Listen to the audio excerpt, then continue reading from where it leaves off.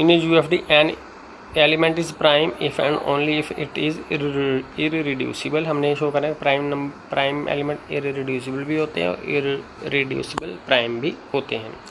Are U F D है तो एक हमने प्राइम एलिमेंट ले लिया इसमें से, क्योंकि ये इंटेग्रल डोमेन भी होती है, क्योंकि डोमेन तो है ना, तो इंटेग्रल डोमेन भी होती है विद यूनिटी।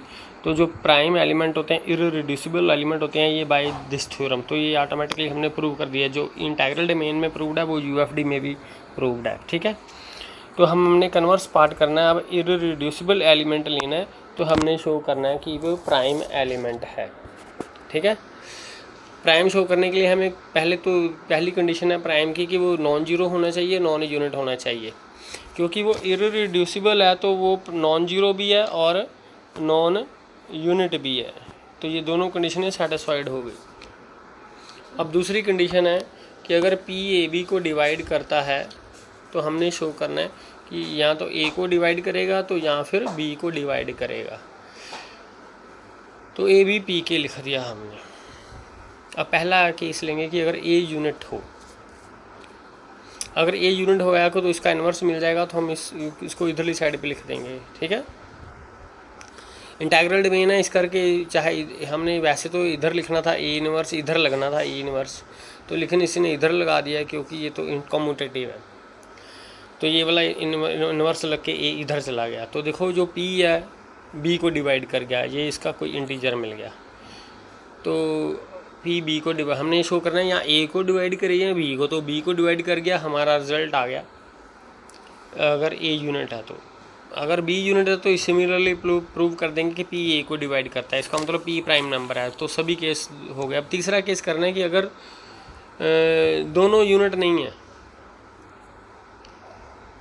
तो दोनों यूनिट नहीं लेने अब हमने, तो क्योंकि यूनिट लेते हैं तो हमें पता चल गया कि पी प्राइम है। अब देखेंगे कि अगर दोनों यूनिट नहीं है तो अब के को चेक करेंगे।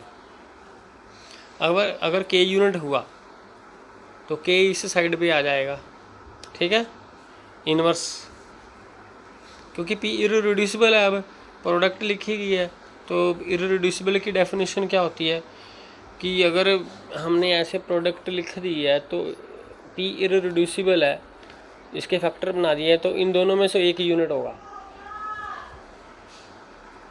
अब देखो ए भी नहीं यूनिट और बी, ए तो यूनिट है नहीं है, यहाँ तो ए यूनिट होगा, यहाँ बी के इनवर्स यूनिट होगा। तो क्योंकि ए तो यूनिट है नहीं है, इसका मतलब इसको यूनिट होना पड़ेगा।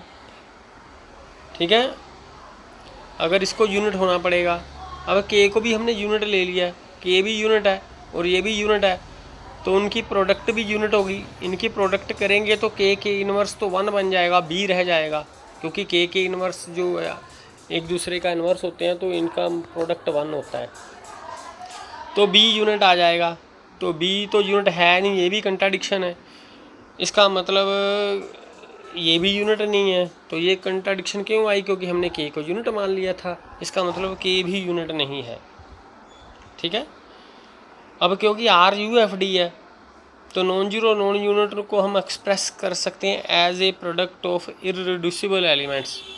तो जो नॉन जीरो नॉन यूनिट है इनको हम प्रोडक्ट ऑफ इररिड्यूसिबल एलिमेंट्स लिख सकते हैं। तो क्योंकि ए बी यूनिट नहीं लिया, इस केस में बी भी यूनिट नहीं लिया और के भी यूनिट नहीं लिया, इनको प्रोडक्ट ऑफ इररिड्यूसिबल एलिमेंट्स लिख दिया। तब इसमें इनकी वैल्यूज़ पुट कर दी हमने, क्योंकि यू एफ डी है तो जो फैक्टर्स आएंगे, क्योंकि वो यूनिक रिप्रेजेंटेशन होती है, ये रिप्रेजेंटेशन और ये रिप्रेजेंटेशन यूनिक होगी, तो इधर वाले इररिड्यूसिबल एलिमेंट्स इधर वालों के एसोसिएट होंगे, क्योंकि यूनिक फैक्टराइजेशन डोमेन है। ठीक है, each irreducible element on one side be an associate of the associate to other side of elements. इसका मतलब P1 जो P है इधर या तो Q का एसोसिएट होगा या इधर P का एसोसिएट होगा। ठीक है, तो एसोसिएट का क्या मतलब होता है कि A is associate of B का मतलब होता है कि A को हम ऐसे लिख सकते हैं, ये यूनिट होता है। अगर P या तो PI का यूनिट एसोसिएट है या PQJ का एसोसिएट है तो इसको इस तरह लिख सकते हैं, वेयर ये यूनिट्स होंगे। तो यहाँ से आएगा पी पी आई को डिवाइड कर रहा है, यहाँ पे आएगा पी क्यू जे को डिवाइड करता है। अगर पी किसी भी एक नंबर को डिवाइड कर गया तो उसी पूरी प्रोडक्ट को डिवाइड करके तो पी ए को डिवाइड कर जाएगा। इसी तरह पी बी को डिवाइड कर जाएगा, या ए को डिवाइड कर जाएगा या बी को डिवाइड कर जाएगा, तो ये पी प्राइम एलिमेंट बन जाएगा।